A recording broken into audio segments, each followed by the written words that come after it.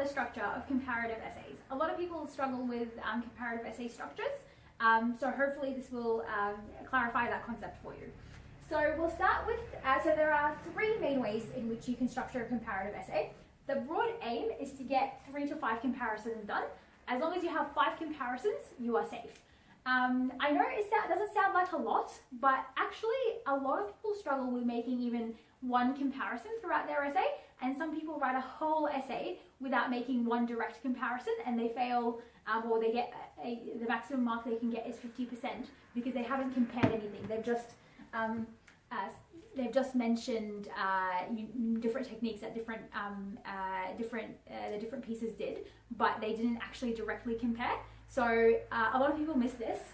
So make sure that you always remember to make direct comparisons. So say similarly, in contrast, in diametric opposition to Bob, John does blah blah. So make sure you directly compare and contrast. Don't miss that.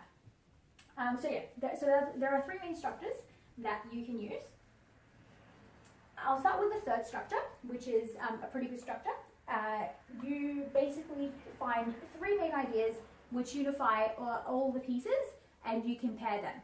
So idea 1, let's say the uniform issue again. So idea 1 is that it takes out identity. So students no longer have an individual identity. All students look the same. Let's say all 3 pieces explore that. So piece 1 explores that through jargon and through imagery. Piece 2 explores that through a cartoon. Piece 2 explores that through a cartoon. Piece 3 explores that through X. So you just so your topic sentence would be all 3 pieces, or the 3 texts all explore the idea that uniform destroys a student's sense of individual identity. The first piece by Bob X utilizes jargon and imagery to elucidate how crippling this loss of identity is. The image, blah blah blah, is very powerful, or powerfully illustrates blah blah blah, and then you talk about the image, and you talk about the effect of the image on the reader, and then you talk about the effect of the jargon on the reader, and then you say, in contrast, Jane's cartoon, Jane Richardson's cartoon depicts a lot of children, depicts many children who all appear the same, illustrating that uniform makes all children appear the same, and illustrating the same concept that that uniform destroys identity. And then you talk about the third piece. So this is all within the 1 paragraph. You talk about the effect on the reader. So why does she have a cartoon where all students look the same and all students look like they don't have any individual identity? What effect does that have on the reader? You can say the dull hues of the blue colors, make the reader a bit depressed. Say that in a nice way, and because the reader feels a bit depressed because of the colors, they are swayed to think that that uniforms are bad and destroy identity and blah blah blah, and that's their sway to feel like uniforms should be banned in schools. And then piece 3 does blah blah blah, and also illustrates the same identity concept. Or it might say a different thing about the identity concept. Piece 3 might say that students can still express their individual identity through a bracelet, or through their hair, or through something else.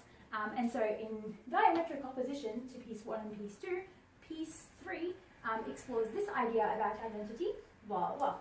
And then the second idea about uniforms is the idea of poverty, or like financial ability, and uniforms mask students' difference in socioeconomic background, whereas if you have no uniforms, it's very clear who comes from a higher socioeconomic background versus lower socioeconomic background, and so these differences will be manifested, and there will be a hierarchy within the school, which can be avoided if there were uniforms. And so let's say piece 1 explores that idea, piece 2 says that the idea is not an issue, so in contrast to piece 1, piece 2 blah blah blah, and then piece 3 does whatever. And then the third piece can be about, the third idea can be something else that all 3 pieces again explore. And then you can explore that and delve in that, and make sure you always talk about the effect on the reader. And then you conclude. So hope that makes sense. It's a very good structure that I recommend you use. So another structure that you can use is here. So this structure, you analyze every piece by itself and then you compare. So body paragraph 1, body paragraph 3, body paragraph 4, body paragraph 5. So body paragraph 1, you analyze piece 1, and as though it existed by itself, nothing else exists. Then you analyze piece 2, same as though it exists by itself. Body paragraph 3, you analyze piece 3 as though it exists by itself.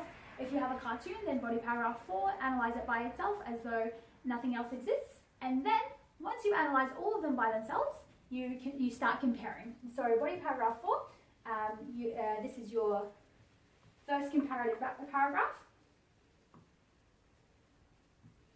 And then you compare all 3, or all 4, all 2, however many pieces you have. So compare, and then another paragraph for comparing, and as many paragraphs for comparing as you like, and then you conclude.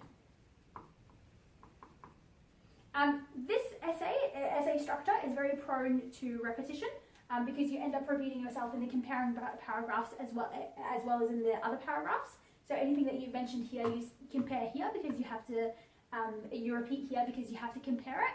So it's very prone to repetition. It's not ideal if you can avoid it, but if you have to use this structure, that's fine. That's one of the options. Structure 2 is you choose one piece as your platform, your basis for the entire essay, and then you compare everything back to that piece.